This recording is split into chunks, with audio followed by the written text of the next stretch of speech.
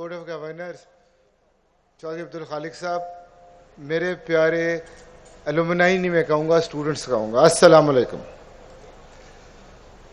Dear students, आज का दिन हमारे लिए बड़ी एक्साइटमेंट का दिन है, बड़ा स्पेशल दिन है।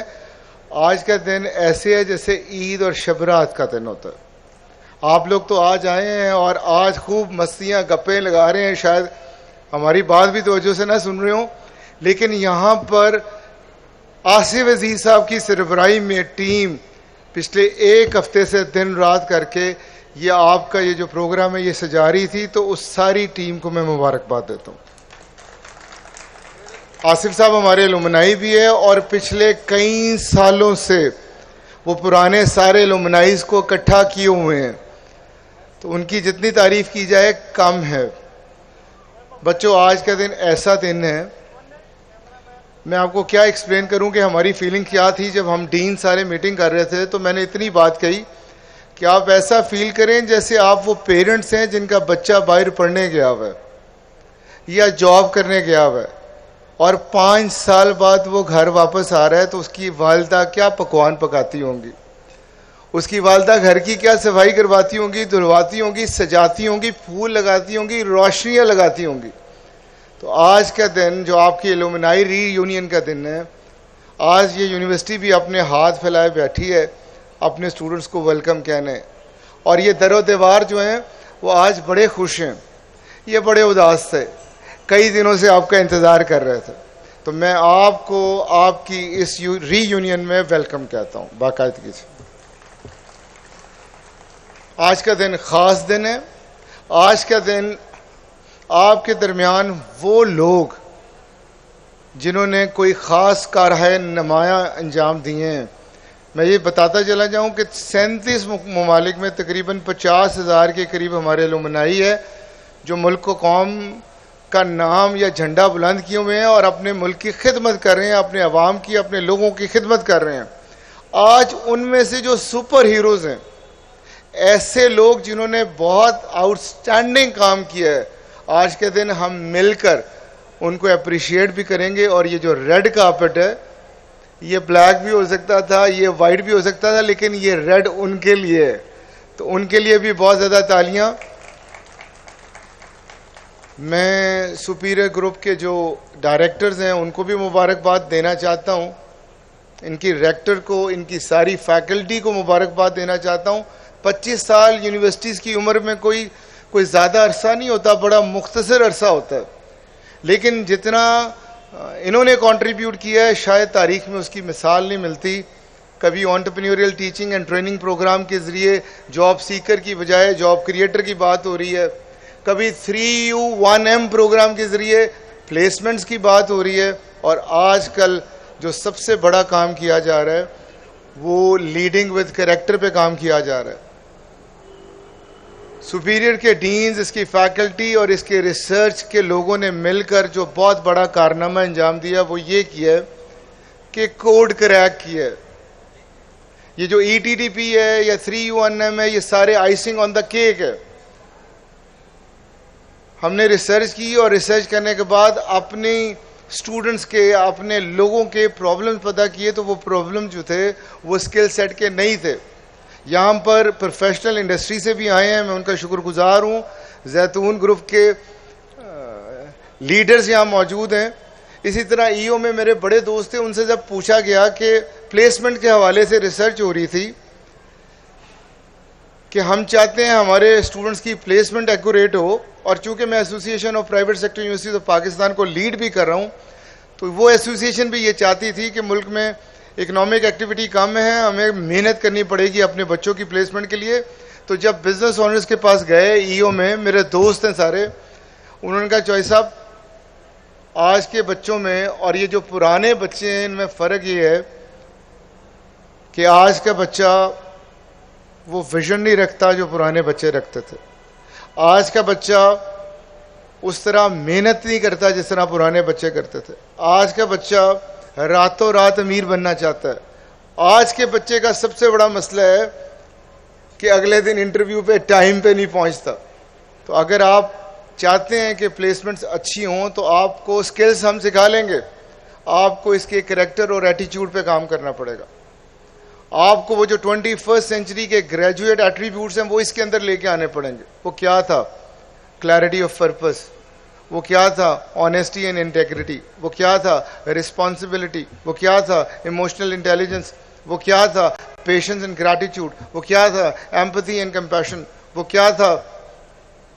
سیلف لیس سروس، ہیوملٹی. اور صرف 2 ایسے تھے جو شاید ٹیکنیکل تھے، ایک ٹیک سیوی ہو اور دوسرا کمیونیکیشن سکلز ہو. تو یہ جو سارے ایٹریبیوٹس تھے، جب بھی آپ کسی کو ایٹیٹیوڈ یا کریکٹر کی طرف لے کے جاتے ہیں تو سکھانے کا سب سے اچھا طریقہ ہوتا ہے کہ رول ماڈل لے کے آئیں. تو یونیورسٹی نے فیصلہ کیا کہ اگر رول ماڈل بننا ہے تو وہ فیکلٹی کو بننا پڑے گا. میں تو سمجھتا ہوں کہ شاید یہ جو بچوں میں یہ چیزیں نظر آئیں، شاید فیکلٹی کا اس میں کوئی ہاتھ ہو، وہ اس طرح انسپائر نہ کر رہی ہو جس طرح پہلی فیکلٹی کر رہی تھی.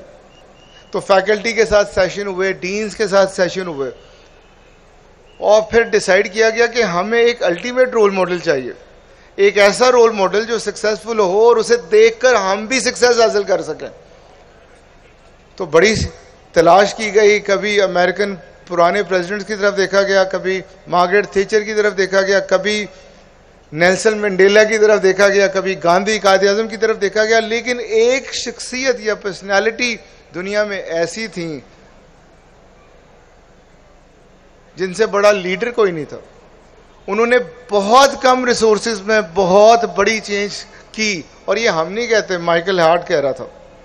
100 گریٹ پیپل میں اس نے لکھا ہے، اپنی بک میں اس نے رینک کیا ہے کہ جو سب سے بڑی لیڈرشپ کی شخصیت ہسٹری میں گزری ہے وہ حضرت محمد صلی اللہ علیہ وآلہ وسلم تھے. پہلے میں تھوڑا گھبرایا کیونکہ مولانا حضرات نے سمجھایا تھا کہ جو ملے گا آخرت میں ملے گا، دنیا میں کچھ نہیں ہوگا. تو کسی دوست نے بتایا کہ میرے نبی نے جو دعا یاد کرائی ہے وہ تو ربنا آتنا فی الدنیا حسنۃ وفی الآخرۃ حسنۃ ہے، کہ پہلے دنیا کی بھلائی مانگی گئی پھر آخرت کی. سیف اللہ سول صاحب بیٹھے ہیں ہنس رہے ہیں، یہ ہیں وہ ہمارے استاد. پھر بتایا گیا کہ نبی پاک صلی اللہ علیہ وسلم نے تو دنیا میں ساری کامیابیاں حاصل کی اور بشری تقاضوں پہ محنت کر کے لی. جب انہیں ذمہ داری سونپی گئی نبوت کی تو انہیں کوئی معجزہ نہیں ملا، انہیں کوئی فوج نہیں ملی. اللہ تعالیٰ نے صرف پیغام دیا کہ لوگوں کو جا کے بتائیں اللہ ایک ہے. اور میرے نبی کا بلیف ان اللہ کیسا تھا کہ انہوں نے کسی معجزے کی ڈیمانڈ بھی نہیں کی، کسی فوج کی بھی ڈیمانڈ نہیں کی اور چل پڑے. سارے دوستوں کو اکٹھا کیا، عزیزوں کو اکٹھا کیا اور دعوت دی. تو لوگ تو شک کی نگاہ سے دیکھتے ہیں. انہوں نے معجزے کی ڈیمانڈ کی تو انہوں نے کہا مجھے جانتے ہیں؟ انہوں نے کہا جی ہاں آپ کو جانتے ہیں، آپ صادق اور امین ہیں. میرے نبی بننے سے پہلے صادق اور امین تھے. دیکھیں کیا برانڈ تھا ان کا ماشاءاللہ. تو انہوں نے کہا میں کہہ رہا ہوں کہ اللہ ایک ہے اور اللہ ہی سب کچھ دینے والا اور اللہ کے سوا کوئی نہیں، تو تمہیں یقین کرنا ہوگا. یعنی کہ انہوں نے اپنے کریکٹر کو اللہ تعالیٰ کی گواہی کے لیے پیش کیا. تو دوستو پچھلے دنوں جو سب سے بڑا سپیریئر میں کام ہوا ہے، لوگ سمجھتے تھے یہ شاید یونیورسٹی کا کام نہیں ہے کریکٹر، تو بھائی فلرشنگ سوسائٹی بنانا یونیورسٹیز کا ہی کام ہے. افسوس کہ ہم اس اکنامک ریولیوشن میں بھول گئے کہ ڈاکٹر انجینئر تو بعد میں، انسان بنانا ہمارا پہلا کام ہے. تو میرے نبی پاک صلی اللہ علیہ وسلم کو اللہ تعالیٰ نے ساری کامیابیاں اس دنیا میں دیں. وہ ایک استاد بھی تھے، وہ ایک باپ بھی تھے، وہ ایک کمانڈر بھی تھے، وہ ایک اسٹیٹس مین بھی تھے، وہ ایک تاجر بھی تھے. کیا رول ایسا ہے جو ان کا نہیں تھا؟ اور وہ جو بتا کے گئے ہیں کہ میرے طریقے میں کامیابی ہے، اسوائے حسنہ میں کامیابی ہے، آپ دیکھیں تو صحیح وہ ہے کیا تھا. تو سپیریئر یونیورسٹی نے جو ریسرچ کی اس میں جو نبی پاک صلی اللہ علیہ وسلم کا لیڈرشپ ماڈل آیا، امیزنگ. آج تک شاید ہزاروں لیڈرشپ کے ماڈل آپ نے اور میں نے دونوں نے پڑھے ہوں. میں بھی لیڈرشپ کا طالب علم ہوں، میری پی ایچ ڈی HR میں ہے. لیکن جو نبی پاک صلی اللہ علیہ وسلم کا ماڈل آیا وہ آج بھی اتنا ہی ریلیونٹ ہے جتنا 1400 سال پہلے تھا. جو مسلمانوں کے لیے بھی وہی ہے، غیر مسلموں کے لیے بھی وہی ہے. جو ہر زبان ہر ریجن کے لیے وہ انسائڈ آؤٹ اپروچ کا ماڈل تھا. اس ماڈل میں پہلے بندہ اپنے آپ کو خود بدلتا ہے، پھر دوستوں کو دعوت دیتا ہے، پھر سوسائٹی کی طرف جاتا ہے. اس ماڈل میں اپنے آپ کو بدلنے کے لیے جو پہلی ورچو تھی وہ بلیف ان اللہ تھا. اور جس کو اللہ پہ یقین آ جائے اس کو کسی کی ضرورت نہیں رہتی. وہ ہر مشکل میں صبر کرتا ہے, وہ ہر آسانی میں شکر کرتا ہے, اور وہ ریزیلینٹ بن جاتا ہے, اور وہ ہر فیصلہ کرنے سے پہلے یہ سوچتا ہے کہ میرا اللہ مجھے دیکھ رہا ہے. اکاؤنٹیبلٹی, سیلف اکاؤنٹیبلٹی ہوتی ہے, اور اس کے سارے فیصلے اللہ کی روشنی میں ہوتی ہیں. اور اسے جو سب سے اچھی چیز ملتی ہے وہ مثبت سوچ ملتی ہے. یہ اللہ کی سب سے بڑی نعمت ہے. وہ امپاورنگ بلیف رکھنے والا ہو جاتا ہے. وہ کہتا ہے یس آئی کین ڈو اٹ, میں کر سکتا ہوں, یہ ہو سکتا ہے. If you think you can, yes you can. یہ میری نبی پاک صلی اللہ علیہ وسلم کی سوچ تھی. میں تو اپنے اسٹوڈنٹس کو بتاتا ہوں کہ آپ اپنے آپ کو بھی اجازت نہ دیں کہ آپ کو سمجھا سکیں کہ آپ یہ نہیں کر سکتے. آپ جو چاہتے ہیں وہ کر سکتے ہیں, کیونکہ قرآن میں لکھا ہے وَأَن لَيْسَ لِلْإِنسَانَ إِلَّا مَا سَعَىٰ, a man gets whatever he strives for. تو میرے نبی پاک صلی اللہ علیہ وسلم کے پاس سب سے بڑی طاقت بلیف کی تھی. ان کو کلیئرٹی آف پرپس تھی, ان کی اکاؤنٹیبلٹی اللہ کی طرف سے تھی. دوسری, جو آپ سنتیں کہتے ہیں, حلوہ کھانا, ساری چیزیں ہوں گی, لیکن میرے نبی پاک صلی اللہ علیہ وسلم تو ایماندار, صادق اور امین تھے. آنیسٹی اور انٹیگریٹی.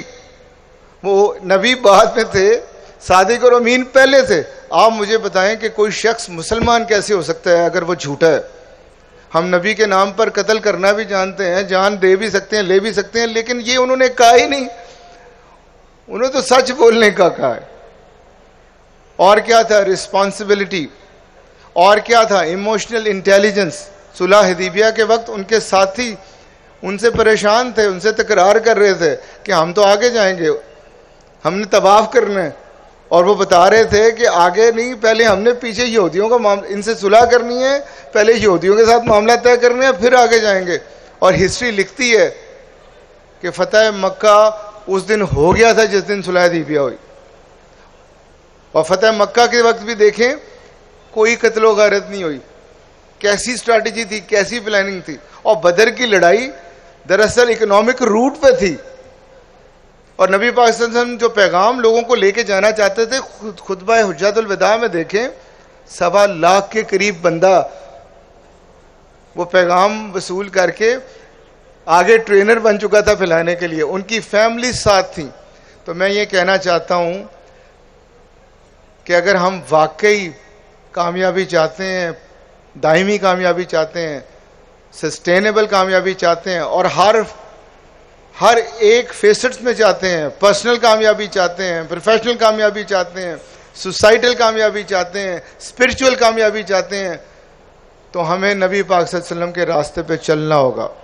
ہمیں سچ بولنا ہوگا, ہمیں ذمہ داری سے کام کرنا ہوگا, ہمیں ایموشنلی انٹیلیجنٹ ہونا ہوگا, ہمیں صبر شکر سیکھنا ہوگا, ہمیں لوگوں سے ایمپتھائز کرنا سیکھنا ہوگا, ہمیں کمپیشنیٹ ہو کے لوگوں کی مدد کرنا سیکھنا ہوگا, ہمیں سیلف لیس ہونا ہوگا اپنی ذات کے بغیر, ہمیں سچ کی حمایت کرنی ہوگی, ہمیں بہادری دکھانی ہوگی, ہمیں اسٹریٹجک تھنکنگ اور وزڈم پہ زور دینا ہوگا, سوچ کے سمجھ کے نبی پاک صلی اللہ علیہ وسلم کی طرح فیصلے کرنے ہوں گے.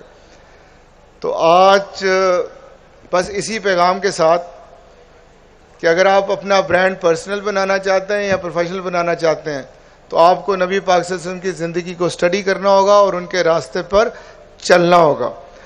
بات بڑی لمبی ہو گئی, آپ انتظار کر رہے ہوں گے آج کی ایکٹیویٹی آگے چلے, تو میں اسے وائنڈ اپ کرتا ہوں. وائنڈ اپ کرنے سے پہلے ایک دفعہ پھر میں آصف عزیز صاحب جو الومنائی کو ہیڈ کر رہے ہیں اور جنہوں نے یہ فنکشن ارینج کیا, ان کا شکر گزار ہوں. مریم صہیب صاحبہ جو ہمارے اسکول آف کلنری آرٹ کی ہیڈ ہیں, جنہوں نے آج یہ جتنے پکوان ہیں, جتنا اہتمام ہے آپ کے گھر کا ہے, جنہوں نے یہ سارا انتظام کیا, ان کا شکر گزار ہوں. اپنے بڑے بھائی جان director the Superior Group Chaudhry Abdul Khaliq صاحب کا شکر گزار ہوں. یہ میرے وہ اسپانسر ہیں, یہ میرے وہ مینٹور ہیں, یہ میرے وہ کوچ ہیں جنہوں نے مجھ پہ ٹرسٹ کیا. وہ وقت جب شاید مجھے خود پہ بھی ٹرسٹ نہ ہو, یہ وہ شخص تھے جو کہتے تھے آگے بڑھو, میں تمہارے ساتھ ہوں, تم کر سکتے ہو, یہ ہو سکتا ہے.